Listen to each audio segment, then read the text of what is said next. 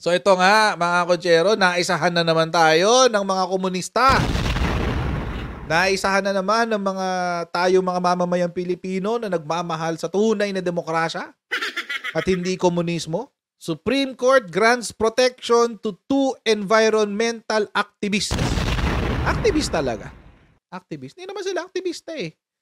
Oo, hindi sila aktivista. Recruiter sila ng mga teroristang grupo. Yan, yung dalawang ito yun, no?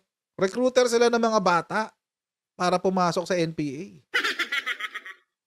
The Supreme Court of the Philippines has issued a protection order for 2 young environmental activists, Jed Tamano and Junila Castro, as the 2 women environmental groups have reported. Both were detained by soldiers in September 2023 and subsequently included in a list of supporters of communist guerrillas.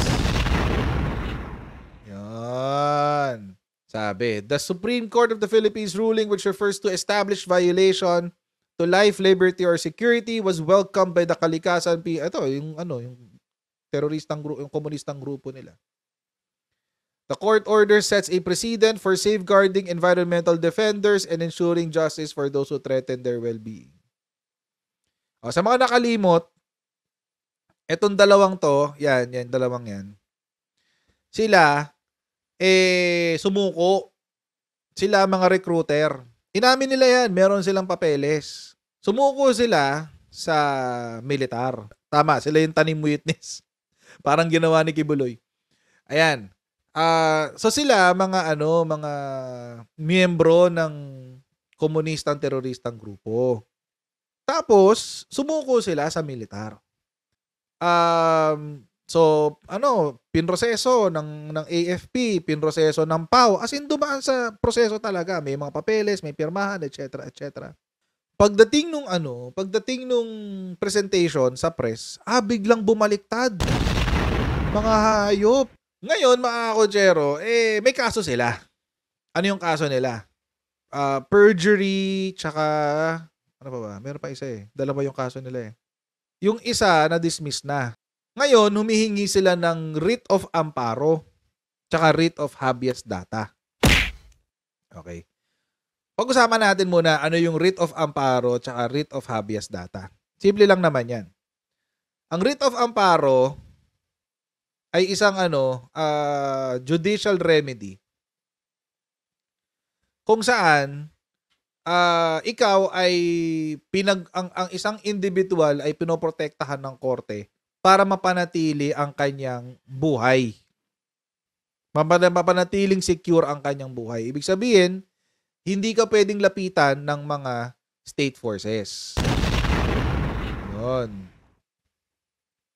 Dahil nakita nila ng ating Korte Suprema, quote-unquote, nakita nila na merong basehan na ang buhay mo ay nasa delikado. Yun. Yun yung writ of amparo. As usual, mag-shoutout tayo sa mga kaibigan natin sa Sendwave! Yan, kung kayo ay nasa US, UK, Canada, Italy, France, Spain, Ireland, and Belgium, may pwede na po ay magpadala ng inyong mga remittances dito sa Pilipinas. Gamit po ang Sendwave.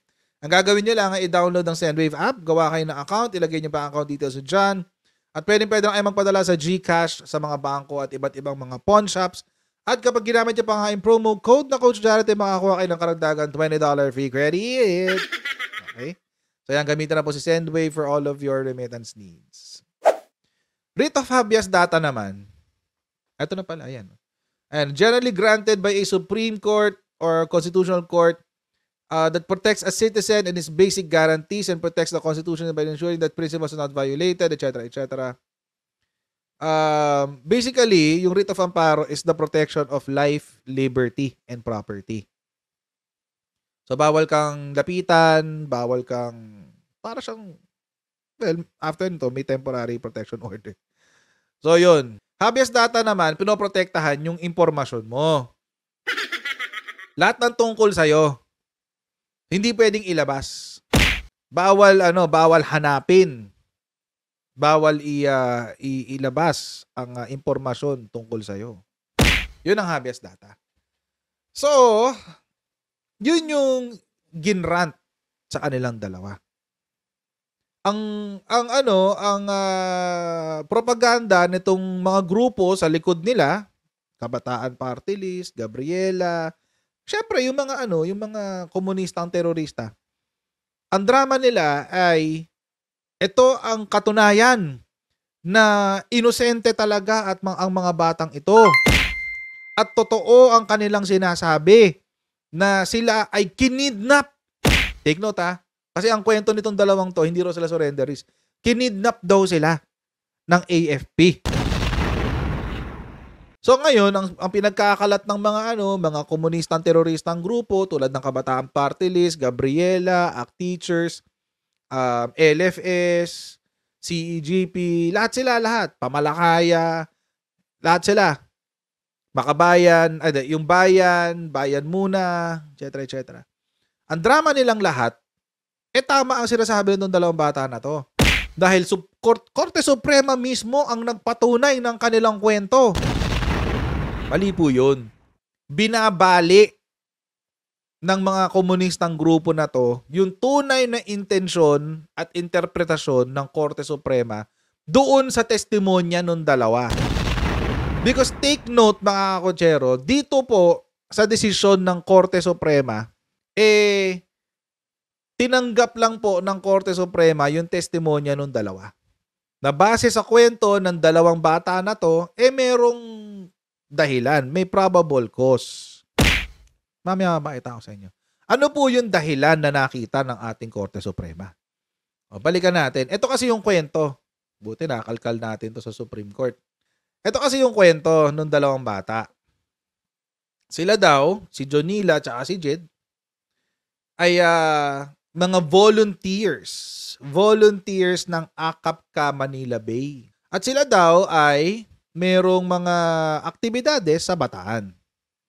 September 2, 2023, alas 7 daw ng gabi, naglalakad pa uwi ang dalawang bata. Nang sila ay biglang tabihan ng isang SUV. At napakaraming unidentified men ang bumaba na naka-ski mask, t-shirt at shorts lang. At hinila sila papasok ng sasakyan. Imagine mga kotsero, no? How fantastic this story is. Dalawang babae lang to, guys. Unang-una. Pangalawa, several unidentified men. Several para sa dalawang maliit na babae. Pinuno yung SUV para sa dalawang babae. Hindi ako naniniwala. Ang hirap. Ang hirap paniwalaan na ito. Tapos, Jonila screamed and struggled but failed to escape. Meron kaya nakarinig nitong scream and struggle natin sa lugar na yan? Meron kaya nakarinig? Siguro, di ba? Alas 7 ng gabi. Well, di ko alam naman kung may tao ba sa Manrique Street o Rayon, Bataan ng alas 7 ng gabi. Pero let's say, halimbawa lang naman, may naglalakad sa kalsada, tapos meron dalawang babae naglalakad, biglang dinampot ng isang pulutong ng lalaki, tapos nagsisisigaw sila, etc. I would think that there will be witnesses. Diba? Pag nag-imbestiga doon ang kapulisan natin, sabihin nila, ay oo, may nakita akong dinukot dyan noong isang gabi. Diba? Tapos, Jed initially shouted for help and ran away for only a few meters until she stumbled, enabling the masked men to catch up and drag her into the vehicle. Ay, grabe naman. Panteleserye to, guys. Nakatakas ako sandali, kaso nga lang, nahabol ako eh. Nasa kaya mga witnesses nito, no? Kasi very dramatic. Very dramatic. Oo, ganun eh. Hindi mo kakalimutan eh. Kapag halimbawa, ikaw yung naging witness dito, naging saksi, makaalala mo. Tapos, meron pang nasa loob na rin ng sasakyan, kinonfiscate daw yung bag, chinek para sa baril, binblindfold, dinuct tape. Tapos, kahit daw sila ay naka-duct tape, kahit di raw nakakita sa labas, sila raw ay tumigil sa mga ibang lugar until they arrived some 3 to 4 hours later at their first destination. Paano nyo nalaman yung 3 to 4 hours? Paano kaya nalaman yung 3 to 4 hours, no? Kasi gabi. Una, gabi. So, ang diferensya ng alas 7 ng gabi sa alas 12 ng madaling araw, parang wala. Pareho ng madilim yun eh.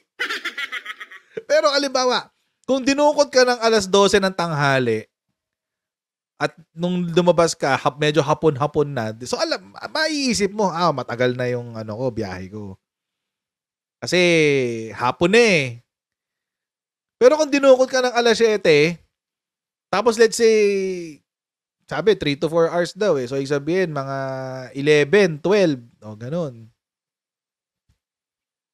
Mga 11, 12, tinanggal na yung piring. So, isipin mo, 3 to 4 hours na, grabe, gabi pa rin. At their first destination, petitioners were brought out of the vehicle, made to sit on separate chairs in one room. Okay. Still blindfolded, they were interrogated as to their name, address, birth date, organizations, affiliation. Okay. Jonila was asked the password of her phone. Jed was asked where her laptop was and what their plans are in Kalumpit. Okay, Jed denied knowledge on both questions. Jed was brought out of the room and she was interrogated more threateningly with statements such as, pagtatabihin namin kayo sa isang hukay, puputulin namin dila mo pag di pa rin kayo nagsalita. Kukulong namin kayo sa kasong rebelyon, hindi ako takot mamatay dahil hindi rin ako takot pumatay, etc. etc. Paano kaya nalaman na magkaibang kwarto, no? On September 3, 2022. Kasi naka-blindfold pa rin daw eh. Naka-blindfold pa rin daw. So paano kaya niya nalaman na nasa ibang kwarto siya, no? Baka pinaglakad lang siya ng 3 steps eh. They were given dried fish and eggs to eat. Jed was permitted to take her blindfold and take a bath in a doorless. Paano ka nakakain at alam mo yung ulam mo nang hindi mo nakikita? Paano mo nalamang dried fish? Okay, they arrived at their second destination which they were told was Motelos. At sinabi daw sa kanila na motel daw. Okay. Okay, baka masayang buhay mo, di kami takot pumatay, pagsamahin namin kayo sa isang hukay, kung di kayo magsalita, etc. etc. One man told petitioners that he was from Elcac. Okay. And they received an order to kill them. Okay. The captors returned their belongings, but Jed noticed that her smartphone, flash drive, notebooks, wallet, and pamphlets were missing. There was no mention of Jonila's bag containing 3 cellular phones and 2 notebooks were returned to her. Jonila was allowed to take a bath in her separate room. Petitioners remembered seeing 5 to 6 men in their respective rooms. Okay. So this is really, kung babasahin ito, napakahaba nitong fantastic story na to, guys. But ang ending nito ay yung pag-aano nga doon sa NTF-ELCAC. Kaya no. Ayan. Yung sa NTF-ELCAC, nag-ano sila. Okay. Anyway, so nakakatawa lang. Anyway, and then here, ito na, punta na tayo dito. Petitioners alleged to date, hanggang ngayon daw, threats to their lives, freedom, and security are existing considering the circumstances preceding their release and the various press conferences subsequently organized by the NTF-ELCAC on the matter. So, dahil nagpa-press conference ang NTF-ELCAC, matatakot kayo? Dahil daw kasi nung September 20, may press briefing daw ang NTF-ELCAC na tungkol sa kanila. So, natatakot daw sila dyan. Pangalawa daw yung sinabi ni Jonathan Malaya na they would expose all information they have on Jonila and Jed. That they may be charged of perjury in relation to their alleged execution of an affidavit while in custody. Tapos ito yung mga dokumentong isinumite nung kabila nung grupo nila. Testimonya ni Pia Simon Talban. Alam niyo mga kochero, pag sinabing concerned citizens, tapos galing sa grupo ng karapatan, alam na natin sila lang din yan. Tapos yung report ng fact-finding commission ng grupo nila, sila rin ng karapatan, tsaka yung AKAP Manila Bay. Sila rin yan, guys. So sila nag-fact-finding commission, nagbuo sila ng fact-finding commission. Syempre, Dahil bumuo sila ng fact-finding commission para ipagtanggol yung tao nila. O di sila lang din. Facebook posts, tapos affidavit ng nanay ni Jonila, at online screenshot ng news articles. Alam nyo, interestingly enough, asan yung parents ni Jed? Ba't parang hindi yata sila nagpa-participate dito? Di ba ang huling kwento, nilayo na raw sa pamilya ni Jed? Si Jed? Kasi puro yung nanay ni Jonila eh.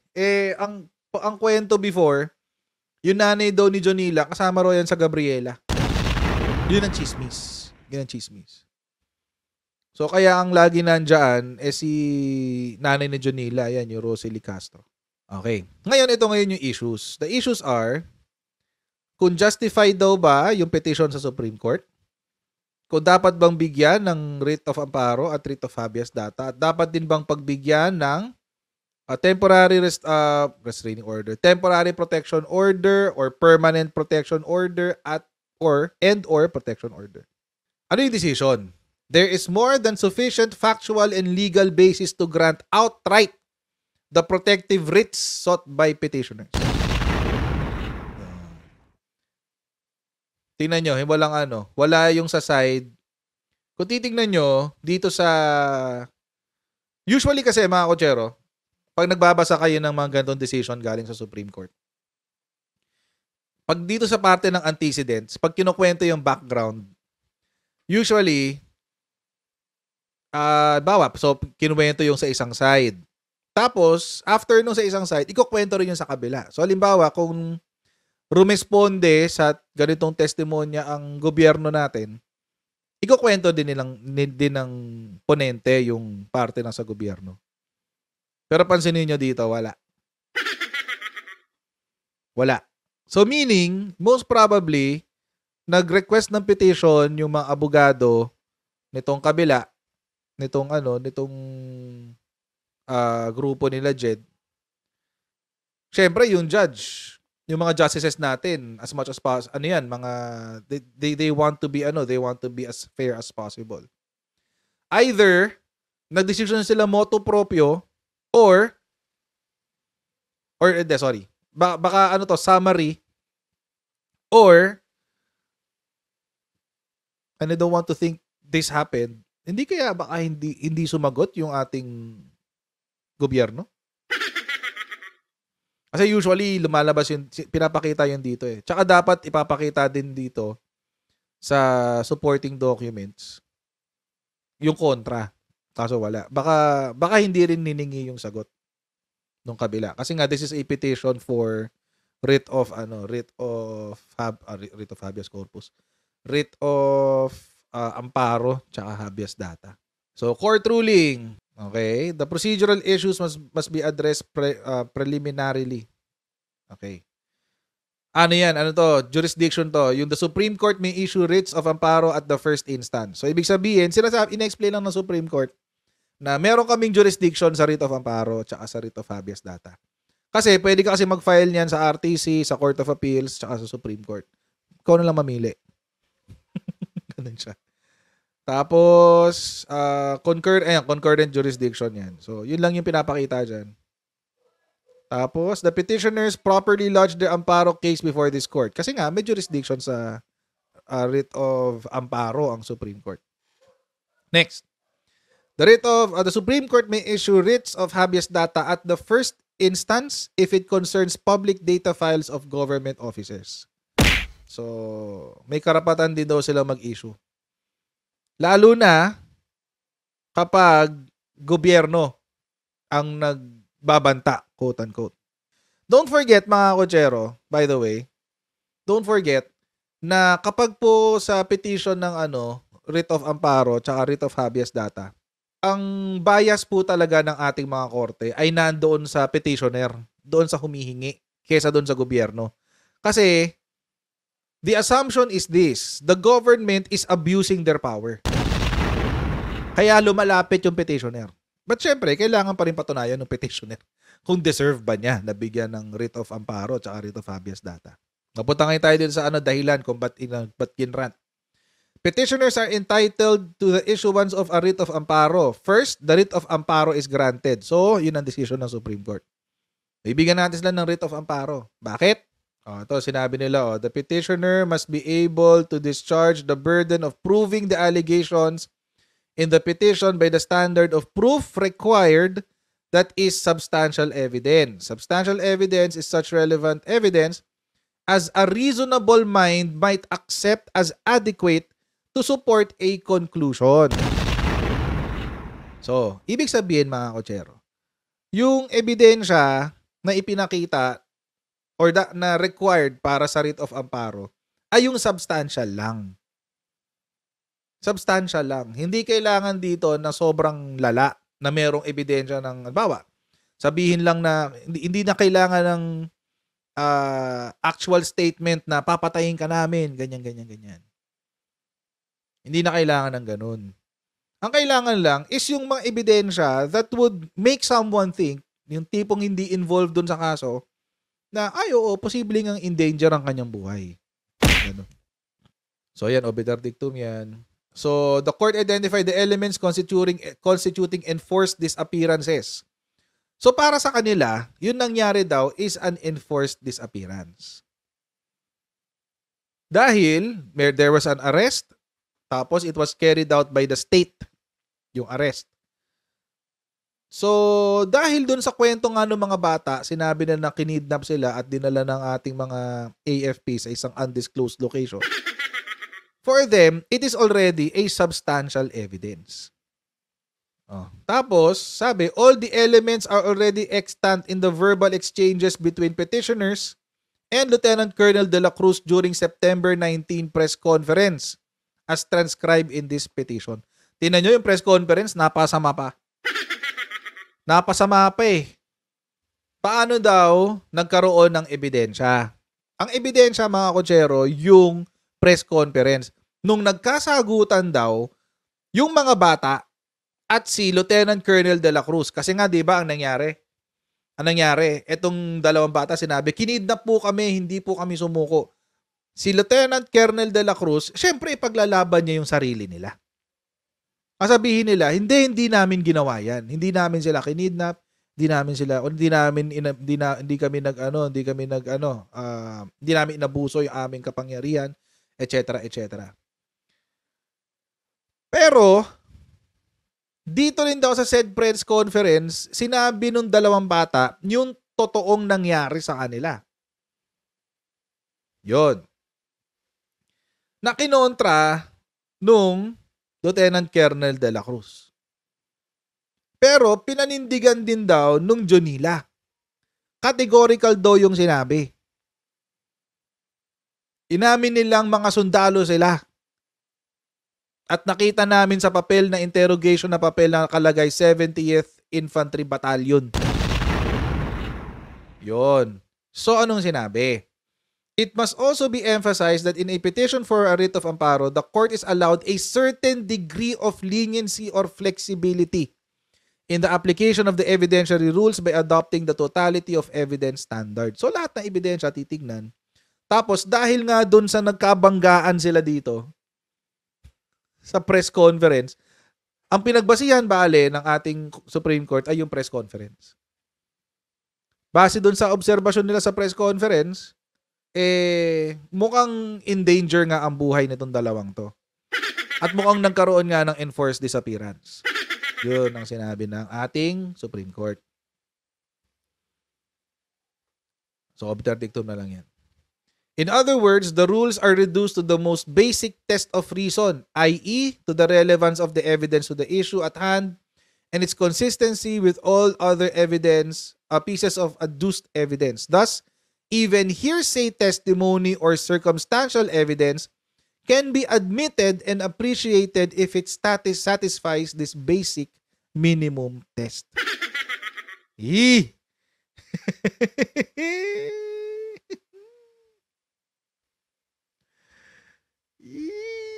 Patay. So sabi, maski Supreme Court mismo nang sabi, kahit hearsay at circumstantial evidence, tatanggapin natin yan basta makita natin yung totality of evidence. See? So mababa yung evidentiary requirement. para dito sa writ of amparo. Ngayon, mga kotsero, tama ba yun? Well, to the wisdom of the Supreme Court, yes, it is. Bakit? Buhay ang pinag-uusapan eh. Hihingi ka pa ba ng napakabigat na ebidensya para lang sabihin na in danger ang buhay mo? Kung nafe-feel mo na in danger ang buhay mo, malamang sa malamang, totoo yan. At kung base sa kwento mo, wala namang inconsistent, etc., etc., tanggapin na natin yan. Talo na, kalaban mo, gobyerno. Yun, ganun lang ang kasimple. Pero does it mean na talo ang ating NTF-ELCAC? No, it doesn't mean that. It just means na nagbigay ng pribilehiyo ang ating Korte Suprema dito sa dalawang to. Kahit alam naman natin na nagsinungaling sila.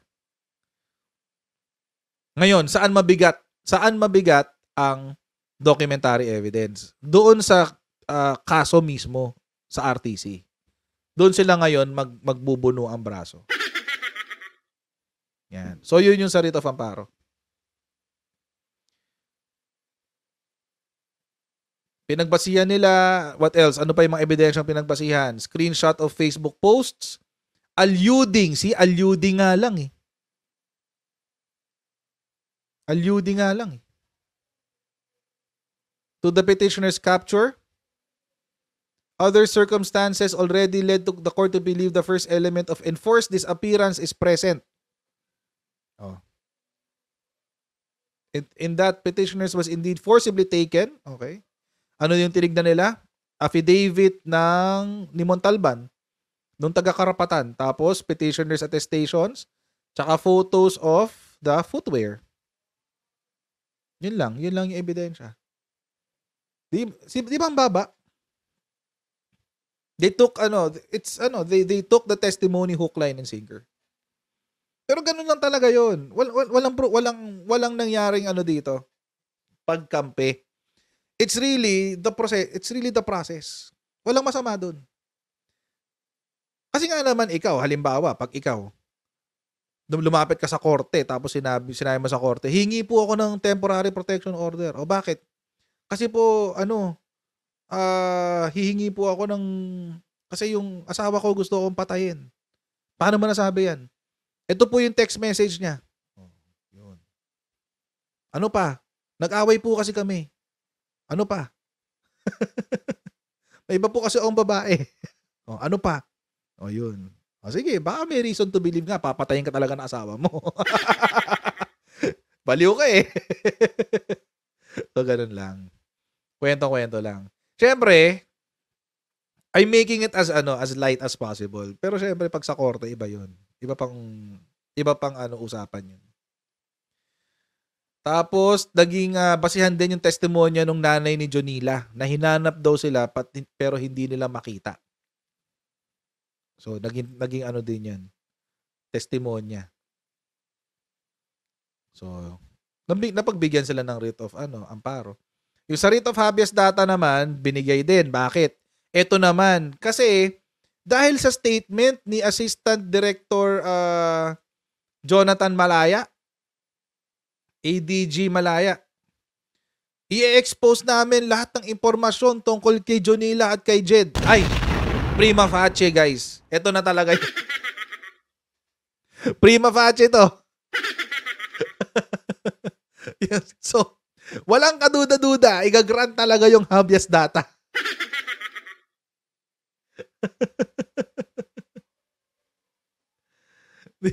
Wala. Ganun talaga. It is what it is, guys. Wala tayong magagawa. It is what it is. Pero again, take note hindi po, kung titignan nyo dito, wala yung sa side ng kabila, sa side ng gobyerno. Wala po. Kasi nga, the assumption is this, it's the government who's doing the threats. So dahil gobyerno yan, dapat protektahan ka namin. So yun. So, yun, pinagbigyan siya. Tsaka temporary protection order. Ayan, granted. Tapos, the writs of amparo are issued in favor of petitioners, returnable to the Court of Appeals. Okay?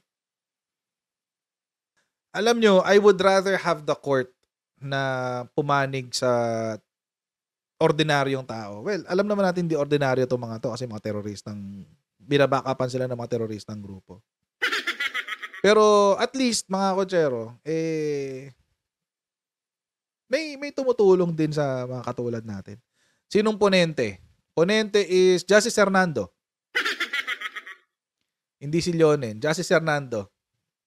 Pero ang sabi ng NTF-ELCAC, hindi kami wala yan, maliit na bagay.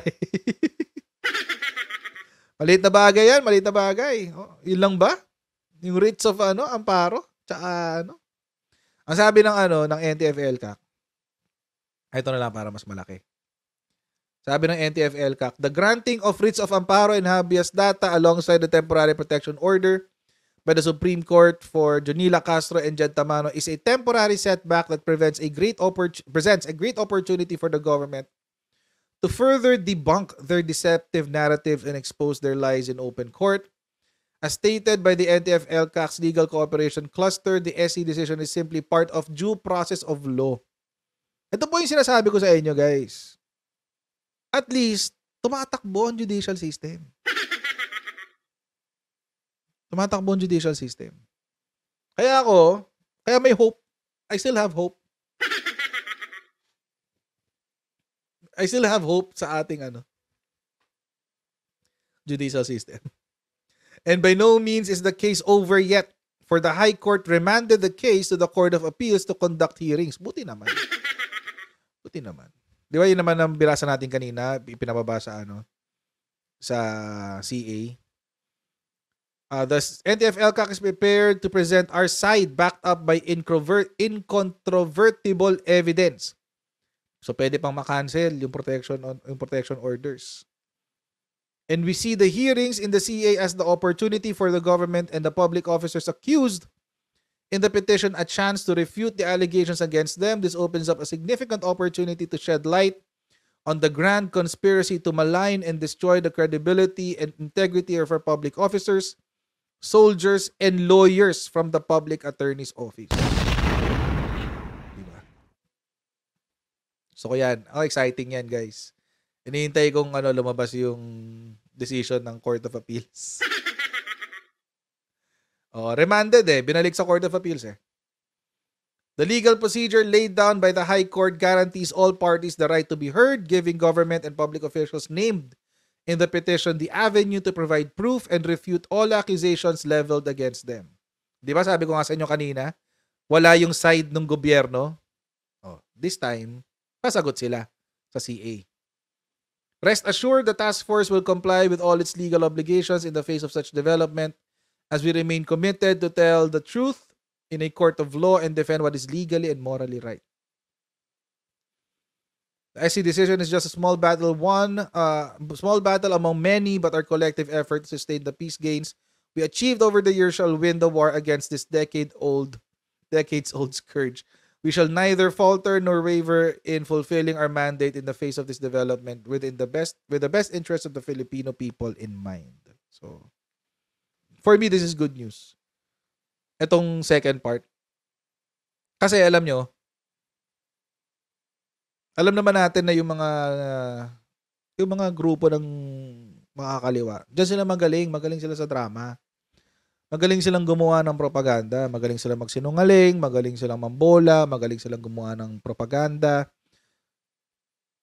So, sa atin, matik yun. Pero syempre, ang ating mga korte, may mga sinusundang proseso yan. Hindi yan basta-basta. May mga sinusundang doktrina yan. Tulad kanina, sinabi, ano ba yung elemento ng writ of habeas data? Ano ba yung elemento ng writ of amparo? Kailangan, yung mga desisyon nila, naka-align doon sa mga doktrina na yun. And kaya nga ang complicated ng batas. Kahit saan ka pumunta, complicated ang batas. Kasi, kailangan sumunod ka sa proseso. Dahil kapag hindi ka sumunod sa proseso, you are doing an injustice to someone. Diba? Hindi mo ibinibigay ang katarungan. Regardless kung guilty sila o inosente. Pag hindi mo sinunod yung proseso, hindi ka naggawad ng tamang katarungan. Kaya kailangan talaga sumunod sila sa proseso. It is what it is. It is what it is. Ganun lang talaga yun. So, maglalaban na lang sila ng aapila na lang yan sa lower house. Sa Court of Appeals, niremand sa baba. Sa Court of Appeals. Remand is ibig sabihin, ibinabalik. Yun yung remand. Feeling ko naman malakas yung kaso ng NTF-ELCAC. Lalo na dito. Kasi may mga dokumento sila May mga dokumento sila na pirmado nung kabila. Di ba? May mga video pa nga nung actual na pagkuha ng testimonya. May video pa Malamang sa malamang may testigo din sila. Di ba? Kung sino yung nagdala sa kampo nila. Kasi yun ang kwento dinala sila sa kampo, kinontak sila, gusto raw sumuko, o malamang sa malamang, meron silang dokumento nun. Diba? Meron silang text messages nun, malamang sa malamang. So, I'm sure, kayang-kaya nila ipanalo yan. Maraming po salamat sa inyong patuloy na pagsuporta sa ating channel. Huwag niyo pong kalimutan mag-subscribe sa Coach Jared YouTube channel at pa-follow tayo sa ating Facebook page na Coach Jared din. And I'll see all of you in our next live stream. Alright, bye everyone. See you next time. Bye.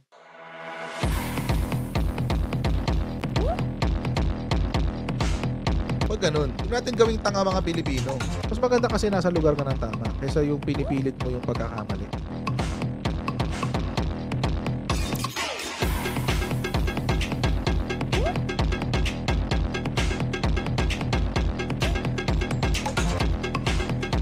Are they willing to go that far? Hindi makakalimutan ng Pilipino yan hanggat di nasasagot niya.